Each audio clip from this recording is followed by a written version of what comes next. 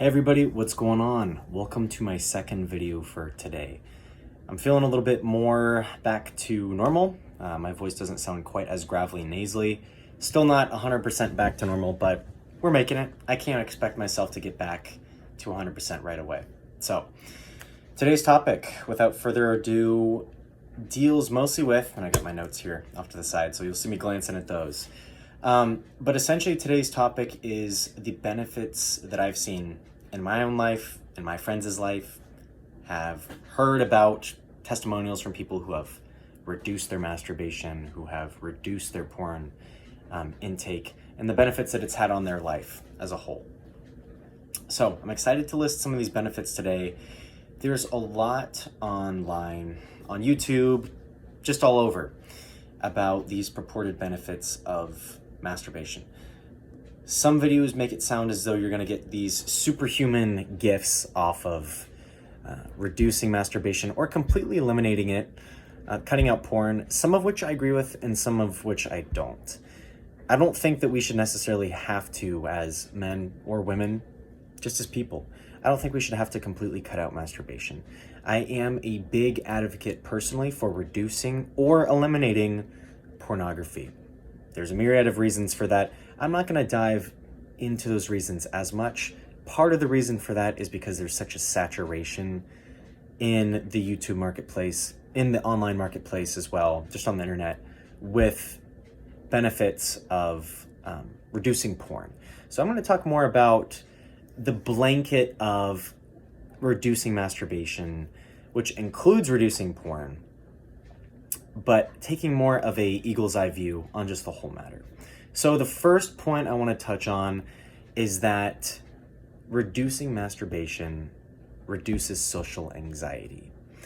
I've noticed this in my own life. I don't struggle a whole lot with social anxiety. I think that when people say, I don't have social anxiety, I've never felt social anxiety, that's just an outright lie, right? We've all been in circumstances where we've been uncomfortable, where we haven't wanted to be in those situations and have felt weird and just strange, net.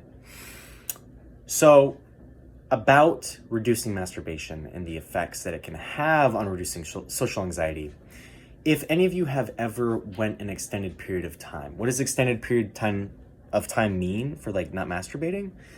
I'm going to say more than 3 days, especially if you're healthy, your hormone levels are optimized. I'm going to say more than 3 days of not masturbating. You notice that when you wake up, you have an extra amount of drive that you haven't released. And the benefit of not releasing that drive is it makes you more aggressive. And this is something I'll touch on a little bit later in this video. But in keeping some of your seed, literally, you become more fearless. And that translates into social situations. Now, that doesn't eliminate social anxiety as a whole. You'll still feel the anxiety telling you to maybe not go into that situation, not approach that girl, not talk to that cool dude who you want to become buddies with, right? But with that extra edge, I feel like that's a good way of putting it, that extra edge that you have of not releasing your seed, it's gonna make it more likely for you to then challenge those thoughts and be like, you know what? Nope, I'm going into that situation. I'm doing X, Y, and Z, even though I don't feel like doing it. Huge benefits that I've seen. It's subtle at first. The longer you go, I've never been on a streak of really more than a month before. Even that's like pushing it. I know there are some no fapstronauts or whatever you call them that go months and even years. I commend those people, I really do. I don't think the point, as I said earlier, is completely eliminating masturbation. I don't even think you have to go a month. I don't even think you have to go a week. If you do it in 3-day intervals, if you reduce your pornography or eliminate ideally your pornography consumption, and you reduce the amount of masturbating to, let's say, 2 or 3 times a week, you're going to see massive benefits, especially if you're used to masturbating 7 to 14 times a week. So in other words, once to twice or even sometimes more per day. It's going to make a big difference. That, as I just stated, I'm getting a little bit off topic, is going to help your social anxiety a lot. And it's not going to, again, eliminate social anxiety, but it's going to reduce it enough that you feel more of a personal challenge to go do the things that scare you. I don't want to spend too much time on that. Moving on to the second one, it increases the drive to get things done. Not masturbating as much, reducing porn, eliminating porn, hopefully, boosts the drive to get things done. It's that primal release that you want to get from masturbating. And notice how after you do get that release, you feel tired. You might feel more lethargic, lazy, like sleeping. There are certain hormones that are released and triggered after you ejaculate, after you essentially finish, that make it so that you feel tired and feel like relaxing. Well, by reversing that and quite literally maintaining that tension and growing that tension over time, man, it's like jet fuel, as I said in my previous video, for self-improvement. It makes a world of difference. You feel a level of aggression, and it's a positive aggression, but you feel a level of aggression to go and get things done that is, it's unprecedented. Even if you're running on a deficit of sleep, which I would not recommend because that makes you cranky, that can reduce your life quality overall. But if you have everything else right in your life and then you reduce how much you're masturbating, you're just going to be a go-getter. Even if you're not naturally a go-getter, if you redirect, if you retransmit something called sexual transmutation, lots of YouTubers talk about that too. But if you rechannel that energy from having that sexual release to then going out and channeling that towards productive means, you're going to see massive differences in your life. I can't say it enough. That's probably my favorite benefit that I've gotten from reducing the amount that I masturbate, is the benefits and productivity have just skyrocketed. I can't purport them enough. Third, there you go. You can see 3 fingers. The third benefit I've seen in reducing the amount that I masturbate is it improves focus, which kind of ties back to the last point in terms of drive, but it improves focus and your aggression in the gym.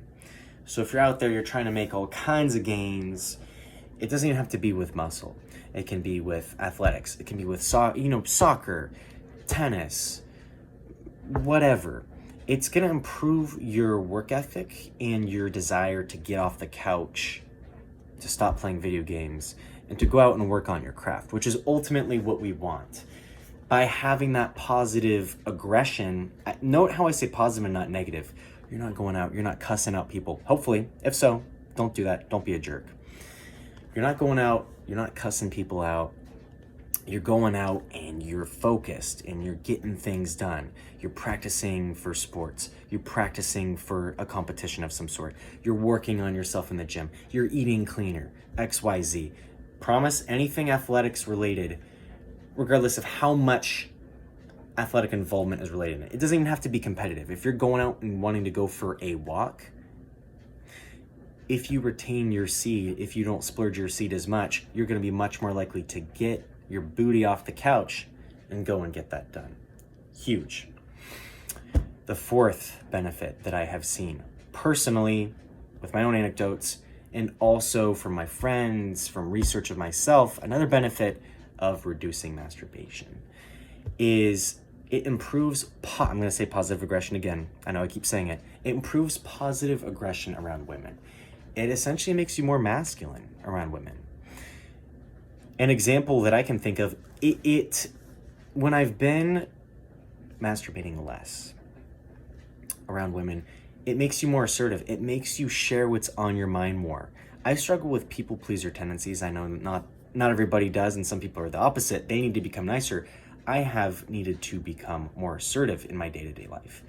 And by reducing how much I am splurging, you know what I mean, it makes me share more of how I truly feel. And I worried about it at first, having people pleaser tendencies, right? Because I'm thinking, okay, people are gonna think I'm a jerk. I'm pulling like a 360 on them, 180 on them. I'm just becoming a different person. But the goal is not to flip around your personality, it's to make yourself more well-rounded. And by making myself more assertive, by reducing how much I'm masturbating, it's led to an increase I've noticed in respect for me. across other people. So interpersonal respect. In other words, what I'm trying to say is people respect me more. My friends respect me more. They value my opinion more. I'll have friends that'll call me on the phone and be like, hey, what do you think? What's your opinion on this? It can be anything from relationships, which I'm no expert on. I'm still learning. You never stop learning, right? But friends have called me for advice over things that they wouldn't have called me for otherwise, because I'm assertive, because they know I'm going to share my true thoughts and opinions. I'm going to tell the truth. It gives you more clout. It gives you more respect is essentially what it does, especially around women, especially around men, if that's what you're into, or if you're into just gaining more friendships. It can translate into your career. It just makes you more of a straight shooter. Now, you don't want to overdo this, right? There's a fine line between sharing too much and not sharing enough. So just my recommendation would be, going forward, don't be a jerk.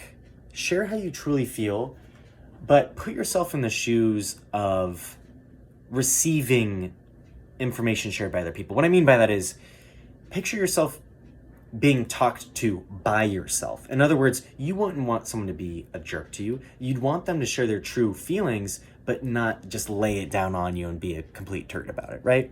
So just proceed with caution on that. But that is no doubt a benefit that you will notice from reducing how much you. Okay, so the last one here is probably the second biggest one.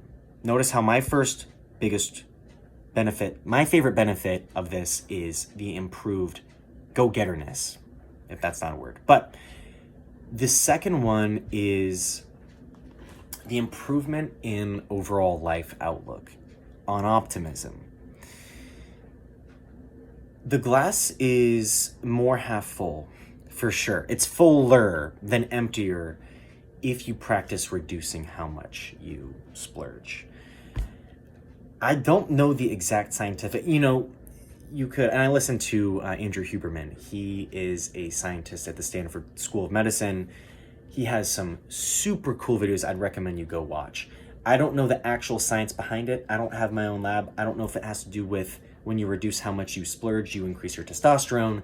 If that's the response, if that is the reason why you have more of a positive outlook, regardless, I'm telling you, try this yourself if you don't believe me.